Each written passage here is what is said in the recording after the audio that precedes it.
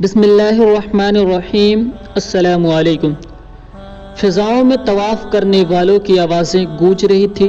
وہ بیت اللہ کو تکبیر و تحلیل کے عطر سے معطر کر رہے تھے اور ان کی آنکھوں سے آنسو سیلاب کی طرح رواں تھے کہ اچانک ان محبوبان خدا کے پیچھے ایک بدو نظر آیا جو قد کا لمبا تھا، اس کے شانے چوڑے تھے، جوانی سے بھرپور تھا۔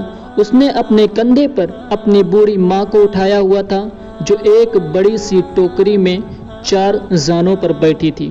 وہ بدو یہ اشعار گنگنا رہا تھا: میں اس کی سواری ہوں، مجھے کوئی ناگواری نہیں، جبکہ سواری کا اونٹ گھبرا جاتا ہے مگر میں نہیں گھبراتا۔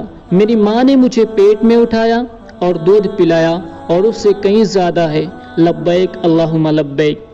حضرت علی رضی اللہ عنہ جو بیت اللہ کی ایک جانب حضرت عمر رضی اللہ عنہ کے ساتھ کھڑے تھے اور طواف کرنے والوں کو دیکھ رہے تھے، فرمایا کہ اے ابو حفص، چلو ہم بھی طواف کریں تاکہ ہم سب پر رحمت خداوندی کا نزول ہو۔